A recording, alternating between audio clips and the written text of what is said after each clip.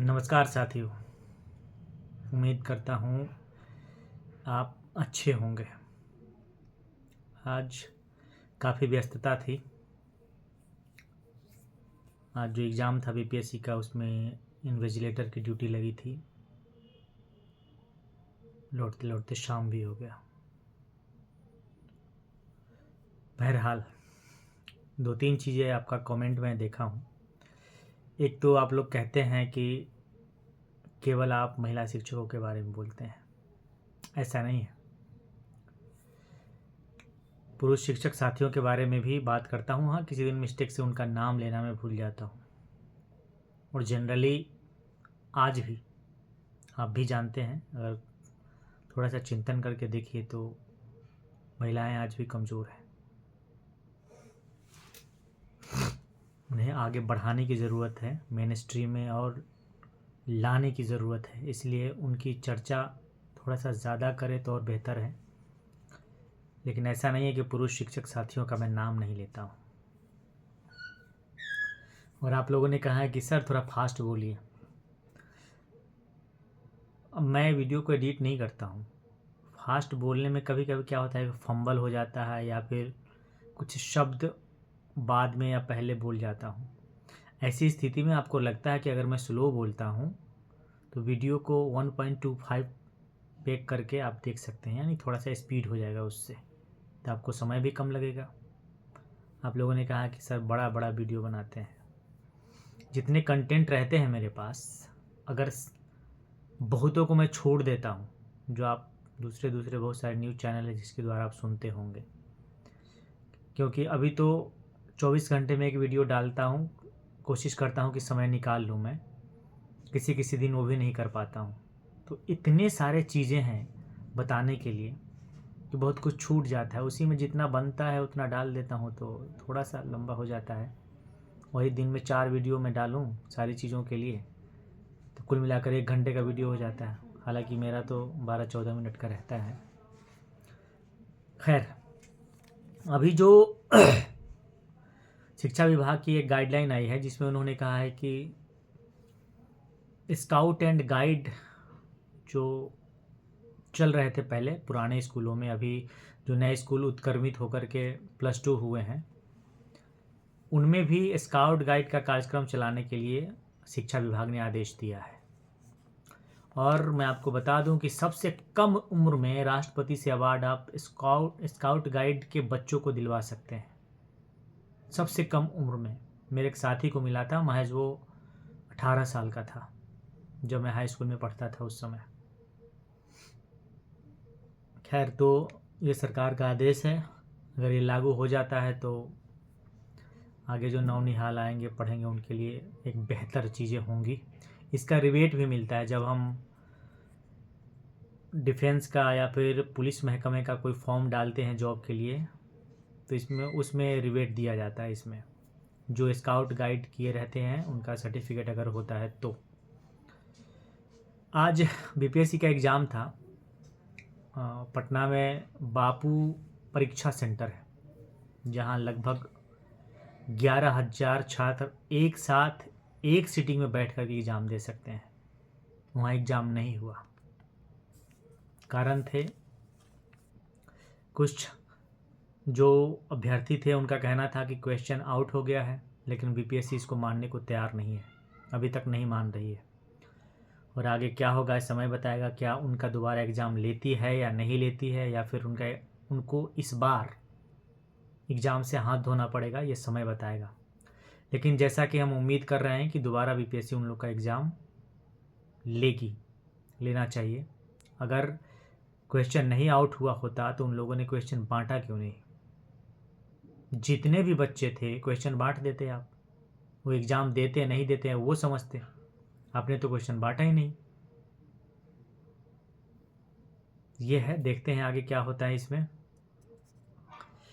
अभी लखीसराय ज़िला में जो बाहर के अभ्यर्थी ज्वाइन हुए हैं, जो अपने अपने स्टेट के थे और सेंट्रल में उन्होंने CTET 53% पे पास किया था, सॉरी 55% पे पास किया था, मिनिमम जिनका 82 या 83 अंक रखा गया था, तो किसी का 84 है, किसी का 85, किसी का 86 है, उन लोगों ने बिहार में फॉर्म अप्लाई किया था और ज्वाइन भी कर लिया है। तो अभी जो सरकार की जो गाइडलाइन आई है, उन लोगों का सर्टिफिकेट चेक करना है, और जो 60% से जो कम है, क्योंकि वो बिहार में आकर के जनरल हो जाते हैं, और जनरल अभ्यर्थियों के लिए बिहार में 60% से कम पे ज्वाइन नहीं कराना था, जैसा कि सरकार का कहना है, शिक्षा विभाग का कहना है बिहार सरकार के। अब जो चेक करने की जो बात आ रही है, जो कम नंबर पे, यानी जो 60% से कम नंबर पे ज्वाइन किए हैं, उनकी चेकिंग की जा रही है, उनको हटाने की बात चल रही है। इसी सिलसिले में जो सूचना मिल रही है कि लखीसराय टीपीओ द्वारा पैसा मांगा जा रहा है 20-20 हज़ार, और कुछ लोगों ने जमा भी कर दिया है, और ये कहा जा रहा है कि आप पैसा नहीं जमा करेंगे तो आपको बर्खास्त किया जाएगा, चिट्ठी निकाल दिया जाएगा। तो मैं ऐसे साथियों से कहना चाह रहा हूँ कि आप कहीं भी एक भी पैसा नहीं दें। अभी जो रिसेंटली न्यूज़ आई है, वो 2 महीने तक किसी को बर्खास्त नहीं कर सकते हैं, क्योंकि कोर्ट ने 2 महीने के लिए स्टे लगा दिया है। और आगे जो बाहर के अभ्यर्थी हैं, उनका कहना है कि सरकार ने ये कहा था कि जनरल में जो आने वाली महिला अभ्यर्थी है, वो 55% ही उनका सीटेट में मान्य होगा। सरकार ने ये नहीं कहा था कि ये 55% जो है सिर्फ बिहार के अभ्यर्थियों के लिए है, महिला अभ्यर्थियों के लिए। तो इसको लेकर के हो सकता है जो कई बाहर के अभ्यर्थी हैं जो चुन करके बीपीएससी शिक्षक में ज्वाइन किए हैं, उनसे मेरी बात हुई तो वो लोग कोर्ट जाने की प्रक्रिया में हैं। एक बार वो केस कर चुके हैं, जिससे 2 महीने के लिए स्टे लग गया है। अब दूसरा केस भी वो लोग करेंगे। तो अगर सरकार को हटाना होगा तो वो हटा देंगे। इसमें कोई भी डीपीओ और जिला शिक्षा पदाधिकारी कुछ नहीं कर सकते। इसलिए आप किसी को पैसे मत दें, ये पैसा आपका बेकार नाहक ही जाएगा। अगर आपको लगता है कि इस पैसे देने से आप बर्खास्त नहीं होंगे या नहीं देने से हो जाएंगे, तो इस मुगालते में आप लोग नहीं रहे। पैसा कोई काम नहीं करेगा, यहाँ पे पैसे की कोई भूमिका ही नहीं है।